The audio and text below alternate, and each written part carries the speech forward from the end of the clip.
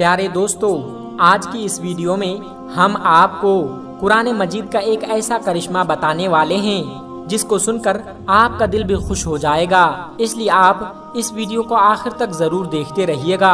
اور اگر آپ کو قرآن پاک سے سچی محبت ہے، اگر آپ قرآن پاک کو اللہ کی سچی کتاب مانتے ہیں تو کمنٹ باکس میں سبحان اللہ لکھ کر اپنے دوستوں تک ضرور شیئر کیجیے گا تاکہ یہ قرآن کا کرشمہ دوسرے لوگوں تک بھی پہنچ جائے۔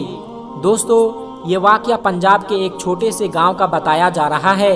یہاں پر ایک ہندو اور مسلم کا گھر پاس میں تھا۔ ہندو کے گھر میں ایک 5 سال کی بچی تھی، وہ پاس میں ہی اپنے سہیلی کے گھر میں جایا کرتی تھی۔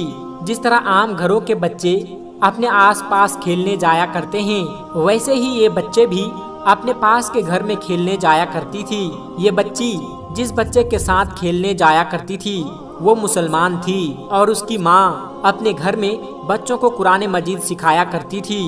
اس لیے وہ جب بھی اس کی والدہ بچوں کو قرآن پاک سکھانے کے لیے بلاتی تو وہ ہندو لڑکی اس کے ساتھ میں یعنی پاس میں بیٹھ جایا کرتی تھی۔ پیارے دوستو، دھیرے دھیرے اس کا بھی من پڑھنے میں لگ گیا۔ ایک دن اس نے اپنی سہیلی کے ماں سے کہا کہ اماں، میں بھی پڑھنا چاہتی ہوں۔ اب سہیلی کے ماں نے ساتھ میں انہیں بھی پڑھانا شروع کر دیا۔ ہندو لڑکی نے دھیرے دھیرے قاعدہ پڑھنا سیکھا، پھر باقاعدہ قرآن مجید بھی اپنی سہیلی کے ساتھ پڑھنا شروع کر دیا۔ اس بچی نے اپنی ماں باپ کو اس کے بارے میں کچھ بھی نہیں بتایا، یعنی کہ اس بات سے انجان تھی۔ جب مسلم لڑکی نے قرآن پاک مکمل پڑھنا سیکھ گیا، تب تک یہ ہندو لڑکی بھی پورا قرآن مجید پڑھنا سیکھ گئی تھی۔ پیارے دوستو، اس کے بعد ایک ایسا وقت آیا کہ وہ بچی جوان ہو گئی۔ ماں نے اس کی شادی ایک کٹر ہندو نوجوان کے ساتھ طے کر دی۔ وہ اتنا زیادہ کٹر تھا کہ مسلمانوں کو دیکھنا تو دور کی بات تھی، مسلمانوں سے بات کرنا بھی پسند نہیں کرتا تھا۔ اب اس لڑکی کی شادی ہونے لگی۔ ایک دن وہ لڑکی اپنی مسلم سہیلی کی والدہ کے پاس گئی اور اس کو کہنے لگی کہ میں نے آپ سے پورا قرآن پاک پڑھنا سیکھ لیا اور میں نے دل ہی دل میں کلمہ بھی پڑھ لیا، مگر میں اس کے بارے میں اپنے گھر والوں کو کچھ بھی نہیں بتا سکتی۔ اگر میں نے اس کو بتا دیا تو وہ لوگ میرا قتل کر دیں گے۔ اب میری شادی بھی ایک ایسے انسان کے ساتھ ہونے والی ہے جو مسلمانوں کو دیکھنا بھی نہیں چاہتا۔ یہ سن کر اس کی سہیلی کی والدہ نے کہا کہ بیٹا، اگر تجھ کو قرآن پاک سے سچی محبت ہے تو اللہ تبارک و تعالیٰ پر بھروسہ رکھو، اللہ رب العزت تمہارے ایمان کو ضائع ہونے سے ضرور بچا لے گا۔ اس کے بعد سہیلی کی والدہ نے اس کے لیے شادی کا ایک تحفہ تیار کیا۔ اس کو تحفے کے طور پر یہ قرآن پاک تیار کر کے دینے کا ارادہ کیا۔ پھر اس کے گھر جا کر اس لڑکی کی ماں سے کہا کہ ہم نے اس کی پیکنگ بہت ہی خوبصورت طریقے سے کی ہے، ہم چاہتے ہیں کہ یہ ہمارا تحفہ لڑکی کے سسرال میں جا کے ہی کھلے، یعنی کہ تحفے کو یہاں پر مت کھولنا۔ لڑکی کی ماں نے اس کی بات کو مان لیا اور دوستو، اس لڑکی کی شادی ہو گئی۔ وہ اپنے سسرال میں پہنچ گئی اور اس کے ساتھ وہ قرآن پاک کا تحفہ بھی سسرال پہنچ گیا۔ اس لڑکی نے قرآن کو کہیں پر ایک باکس میں چھپا دیا۔ اس کا شوہر جب بھی دفتر میں جاتا اور وہ گھر میں اکیلی ہوتی تو چھپ چھپ کر قرآن پاک نکال لیتی اور پڑھنا شروع کر دیتی تھی، اور شوہر کے آنے سے پہلے پہلے قرآن پاک کو پھر سے چھپا دیتی تھی۔ دوستو، اس طرح سے کئی سال گزر گئے، یہاں تک کہ وہ لڑکی حاملہ یعنی کہ ماں بننے والی تھی۔ اب وہ سوچنے لگی کہ میں نے تو اپنا ایمان چھپایا ہوا ہے، اور جب شوہر گھر پر نہیں ہوتے تو میں قرآن پاک پڑھ لیتی ہوں، مگر میرے اس بچے کا کیا کروں، میرے اس بچے کا ایمان کا کیا ہوگا۔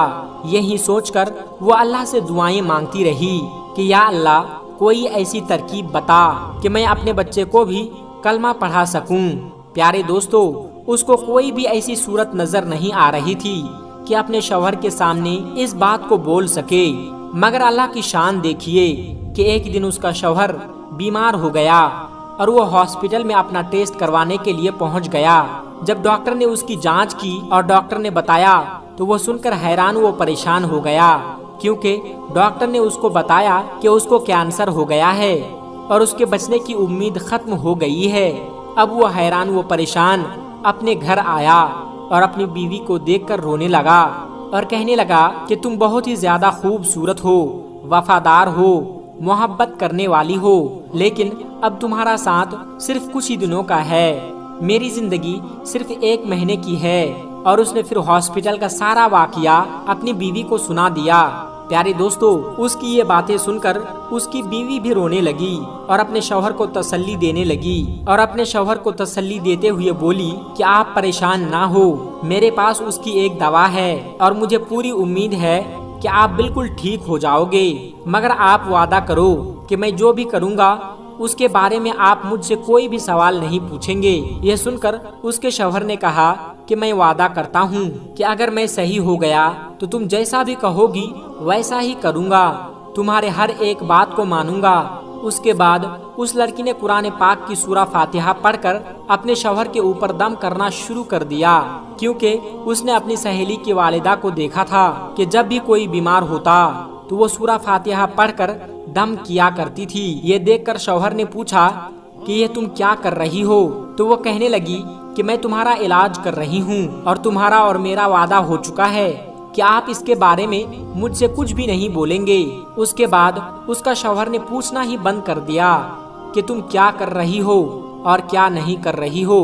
پیارے دوستو، اس کے بعد اللہ تبارک و تعالیٰ کی شان دیکھیے، 1 مہینے تک وہ لڑکی اپنے شوہر پر سورہ فاتحہ پڑھ کر دم کرتی رہی۔ 1 مہینے کے بعد اس نے پھر سے ٹیسٹ کروایا تو اس کا رپورٹ دیکھ کر ڈاکٹر بھی حیران ہو گئے، کیونکہ اس رپورٹ میں دیکھا کہ اس کو کینسر کے نام و نشان بھی موجود نہیں تھا، اور جانچ میں آیا کہ اس کو تو کہیں بھی کینسر نہیں ہوا تھا۔ پیارے دوستو، اللہ نے اپنی قدرت سے اس شخص کو پوری طرح سے صحت مند کر دیا۔ جب وہ بالکل صحت مند ہو گیا تو وہ بہت خوش ہوا اور بیوی سے پوچھنے لگا کہ یہ سب کیسے ممکن ہوا، اور بولو اب تم کیا چاہتی ہو، میں تمہارے ہر ایک بات کو پورا کروں گا۔ بیوی نے اس کے بعد بے جھجک تمام باتیں اپنے شوہر کو بتا دیا کہ کس طرح سے وہ اپنی سہیلی کے گھر پہ کھیلنے جایا کرتی تھی، اور کس طرح سے وہ قرآن پاک پڑھنا سیکھا تھا، اور کس طرح سے اس کو قرآن پاک تحفے میں ملا، اور کس طرح سے وہ گھر میں چھپ چھپ کر قرآن پاک پڑھا کرتی تھی۔ اس کے بعد اس نے اپنے شوہر سے کہا کہ اب تم بھی کلمہ پڑھ لو اور مسلمان ہو جاؤ۔ اب شوہر اس کی بات کو منع نہیں کر سکتا تھا، کیونکہ اس نے وعدہ کیا تھا۔ اب اس نے کلمہ پڑھ لیا۔ دوستو، اس کے بعد اس عورت کے یہاں بیٹا پیدا ہوا اور وہ بھی مسلمان پیدا ہوا، مطلب یہ کہ پوری فیملی مسلمان ہو گئی تھی، مگر ابھی بھی ان کو ڈر اس بات کا تھا کہ اگر اس کے بارے میں اپنے گھر پریوار اور سماج کے لوگوں کو بتائیں گے تو وہ ان کو مار ڈالیں گے۔ شوہر نے بیوی سے کہا کہ تم اس بات کی فکر بالکل بھی مت کرو، اس کا بندوبست میں کروں گا۔ اس کے بعد اس نے جاب کے لیے سعودی عرب کے ایک کمپنی میں اپلائی کیا، اور اللہ کی قدرت سے اس کا جاب بھی سعودی عرب کے ایک چھوٹے سے کمپنی میں لگ گیا۔ اب وہ اپنے بیوی بچوں کو لے کر سعودی عرب چلا گیا اور باقی کی تمام زندگی سعودی عرب میں گزارنے لگا۔ وہاں پر قرآن بھی پڑھتا ہے اور نماز بھی 5 وقت کی پڑھتے ہیں۔ دوستو، یہ ہے اللہ کی شان۔ اللہ جس کو چاہے زندگی سنوار دے اور جس کو چاہے اس کی زندگی کو بگاڑ دے۔ دوستو، اللہ پاک سے دعا ہے کہ اللہ پاک ہم سب کو قرآن مجید پڑھنے کی اور اس کی تمام باتوں پر عمل کرنے کی توفیق عطا فرمائیں۔ آمین ثم آمین۔ پیارے دوستو، آج ہم آپ کو ایک ایسی لڑکی کا واقعہ سنانے والے ہیں جو ٹوپی اور داڑھی والوں سے بہت زیادہ نفرت کیا کرتی تھی، لیکن ایک دن وہ ایک مسلمان کے آٹو میں بیٹھ گئی۔ اس مسلمان داڑھی والے نے اس لڑکی کے ساتھ کیا کیا، آئیے آپ کو بتاتے ہیں۔ لیکن ویڈیو میں آگے بڑھنے سے پہلے آپ لوگوں سے ایک چھوٹی سی گزارش ہے کہ اس ویڈیو کو ایک لائک کر کے چینل کو سبسکرائب ضرور کر لیجئے گا۔ دوستو، ایک بار لکھنؤ کے ایک سڑک پر ایک ہندو لڑکی کھڑی ہوئی تھی۔ دراصل وہ کسی آٹو والے کا انتظار کر رہی تھی، اس کو اپنے گھر جانا تھا۔ اچانک اسے ایک آٹو والا آتا ہوا دکھائی دیا۔ اس نے اس کے آگے اپنا ہاتھ دیا اور اس کو رکوا لیا۔ آٹو والے نے کہا، جی میڈم، کہاں جانا ہے؟ لڑکی نے دیکھا آٹو والا ایک مسلمان اور اس کے سر پر ٹوپی ہے اور چہرے پر داڑھی۔ اس نے آٹو والے کو ایک مولوی سمجھ کر اپنے دل ہی دل میں کہا کہ اس کو کہہ دوں کہ آپ یہاں سے چلے جائیے، مجھ کو کہیں نہیں جانا ہے۔ مگر اس لڑکی کا آفس ایک سنسان جگہ پر ہونے کی وجہ سے ٹیکسی والے ادھر سے کم ہی گزرتے تھے، اوپر سے گرمی بھی بہت زیادہ تیز تھی۔ اس لڑکی کے پاس اور کوئی راستہ نہیں تھا، اس لیے مجبوراً اس کو اس مسلمان کے آٹو میں بیٹھنا پڑ رہا تھا۔ لڑکی نے کہا مجھے سول لائن جانا ہے۔ آٹو والے نے کہا بیٹھیے، چھوڑ دوں گا۔ لڑکی نے پوچھا کتنے پیسے لوگے؟ آٹو والے نے کہا 200 روپیہ لیں گے۔ لڑکی کے دل میں خیال آیا اس سے پہلے تو وہ 300 روپے دے کر گئی تھی، پھر وہ سوچنے لگی کہ سب جو کہتے ہیں کہ مولوی لالچی ہوتے ہیں اور بہت برے ہوتے ہیں، وہ بہت لالچی ہوتے ہیں اور ہوس کے مارے بھی ہوتے ہیں، یہ داڑھی اور ٹوپی والے بھروسے کے قابل نہیں ہوتے۔ یہ سوچ کر یہ آٹو والے سے بہت ڈر گئی، لیکن تیز دھوپ اور گرمی اسے زیادہ سوچنے نہیں دے رہی تھی۔ اتنے میں آٹو ڈرائیور نے بولا میڈم چلو بیٹھو، 180 روپے دے دینا۔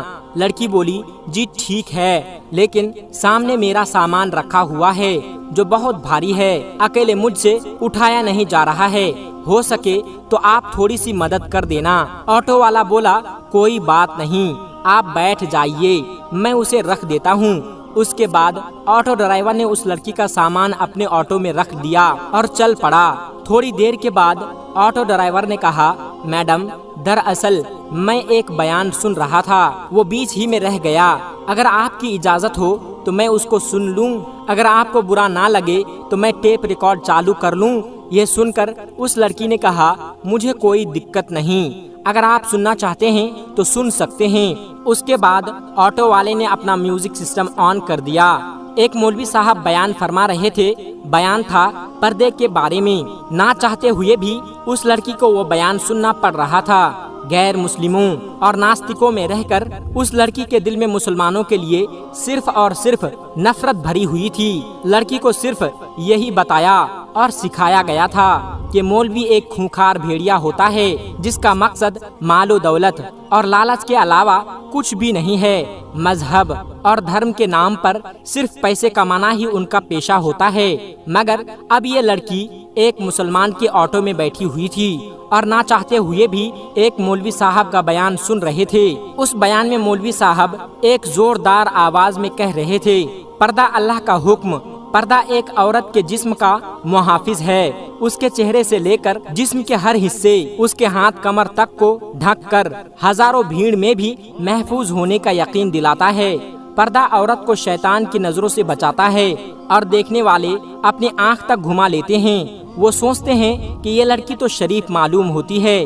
پردہ عورت کی عزت ہے، سلامتی کا ضامن ہے، اس کے پاک دامنی کی ظاہری علامت ہے۔ پردے میں ہی ایک عورت کی عزت ہے، لیکن بے پردہ عورت کی مثال اس بھنے ہوئے گوشت کی طرح ہے جس پر ہر ایک مکھی آ کر بیٹھ جاتی ہے، اس پر بیٹھ کر اپنی گندگی نکالتی ہے، ہر ایک اس کو کھانے کی نظر سے دیکھتا ہے، ہر نظر اس کو کھانے اور نوچنے کی نظر سے دیکھتی ہے۔ یہ بیان سن کر اس لڑکی کو ایسا لگنے لگا جیسے یہ سب الفاظ اس پر ہی بولے جا رہے ہیں، کیونکہ جب وہ آفس آتی جاتی تو راستے میں ہر لچے لفنگے کی نظر اس پر پڑتی تھی اور وہ اس کو گھورا کرتے تھے۔ اس کو ایسا لگ رہا تھا کہ اس کے اس مشکل کا حل ایک ہی ہے اور وہ پردہ ہے۔ اتنے میں ہی اس کی بتائی ہوئی گلی میں آٹو پہنچ چکی تھی۔ اس کے گھر کے سامنے جا کر آٹو رک گیا۔ وہ لڑکی آٹو سے نیچے اتری اور کہنے لگی کہ مہربانی کر کے آپ میرا سامان باہر رکھ دیں۔ اس کے بعد اس لڑکی نے اپنی ماں کو فون لگایا اور کہنے لگی ماں سنی کو نیچے بھیج دو، میرا سامان ہے جس میں وزن زیادہ ہے، اس کو میں اکیلی اوپر لے کر نہیں آ سکتی۔ ماں نے فون پر کہا بیٹا سنی تو گھر پر نہیں ہے۔ یہ سن کر آٹو ڈرائیور نے بولا میڈم کوئی بات نہیں، میں آپ کا سامان لے کر اوپر جاتا ہوں۔ لڑکی کے دماغ میں پہلے ہی یہ سوچ آ چکی تھی کہ شاید یہ پیسوں کی لالچ میں یہ سب کچھ کر رہے ہیں، چلو میں آپ کا سامان رکھوا دیتا ہوں، اس کے بعد یہ جو پیسے مانگیں گے اس کو میں دے دوں گی۔ یہ سوچ کر لڑکی بولی ٹھیک ہے آپ ہی رکھ دیجئے۔ اس کے بعد آٹو والے نے اس لڑکی کا سامان اٹھایا اور پہلے فلور پر لے جا کر اس لڑکی کے کہنے پر ایک فلیٹ کے سامنے اس کا سامان رکھ دیا۔ اس کے بعد اس لڑکی نے 300 روپے نکالے اور آٹو والے کو دینے لگے۔